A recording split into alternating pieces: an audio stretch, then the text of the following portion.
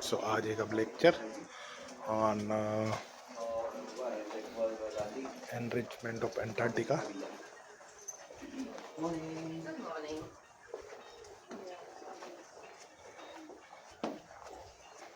So how the glacier forms, grow and flow.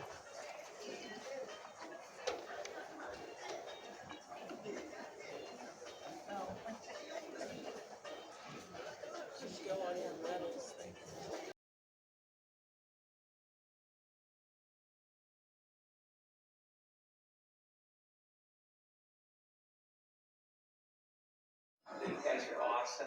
And then I tried to take these pictures too fast one time and they were all blurred out. And I was like, oh.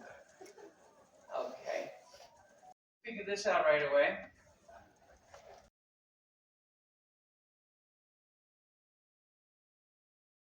With most of my talks, there's a little bit of overlap between one talk to another because there are some, areas of overlap. We're going to talk about some glaciers in Antarctica.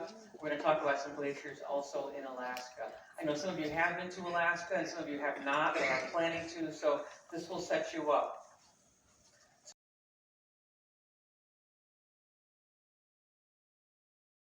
Often called a snout. It's called calving. So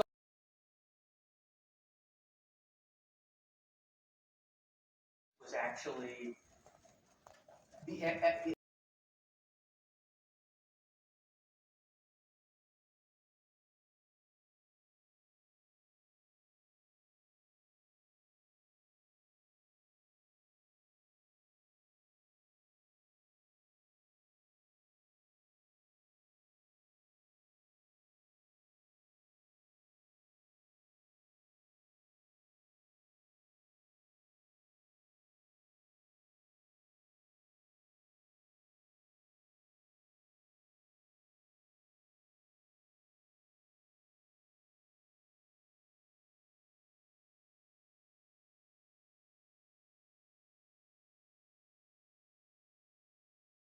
but we were very close to glaciers. And as we passed Elephant Island, if you were out and you saw Elephant Island, and you were looking, you could recognize that there were some big glacial areas coming down to the water.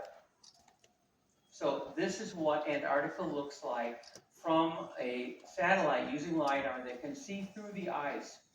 So Antarctica is not one solid continent. It's got all these little areas. If the ice were melted, it would look like this.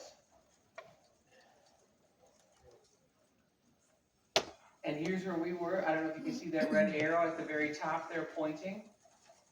So Antarctica is a continent-sized ice sheet, right? It averages about 1 to 2 miles thick. It's the driest place on Earth.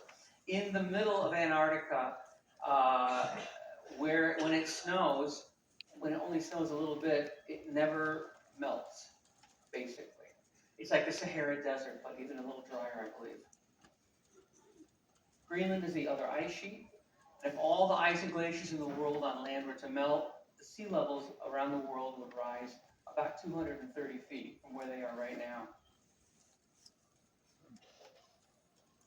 So now we're going to get closer into some satellite images, and we're going to take a look at where the feed points are, because it's only through looking at a satellite image that you can really see.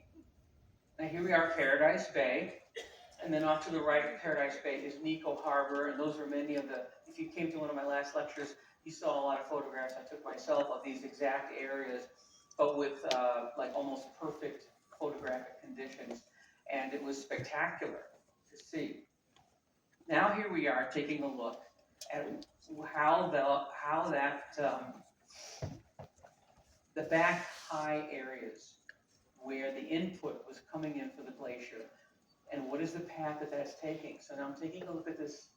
Here we are, we were in Paradise Bay, we really couldn't see anything, it was super foggy, but there was a massive glacier coming down to the water right here, so a tidewater glacier coming down from the very back. Now these are multiple pictures from the satellite kind of stitched together. That's why the coloration is a little strange and off. But you can see that we're going very far back, and here we're coming down, the glacier is coming down way back from here. Glacier is coming down, the glacier is is moving down towards the water. And here we are over Nepo Harbor, and things are moving this way.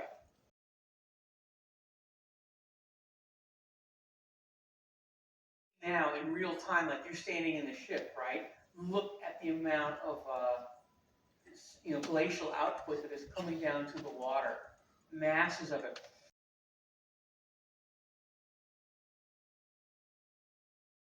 In many places are these large, floating on the water right now, large icebergs, I'll call them.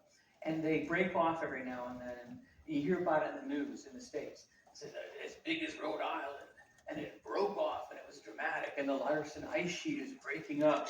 And you're listening to that, and you're thinking, well, that doesn't sound good, but what does it really mean?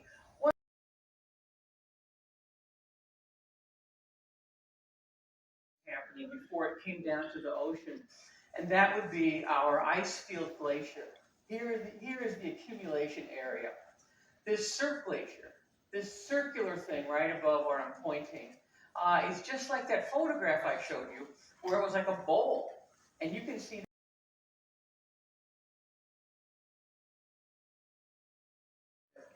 And then in a second, we're going to see some that have no more snow on them. So right here was like a valley.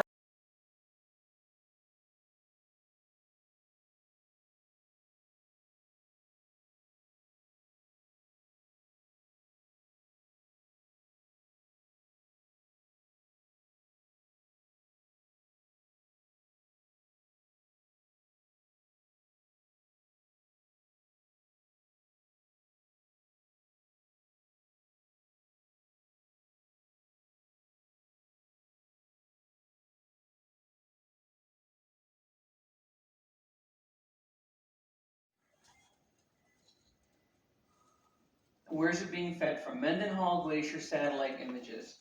Let me just go forward here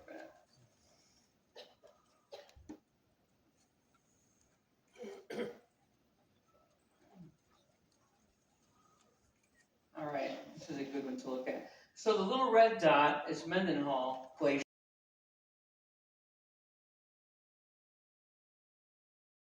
People who then say, you've got to calm down, you're an extremist, and we don't appreciate you fear-mongering, and nothing is going to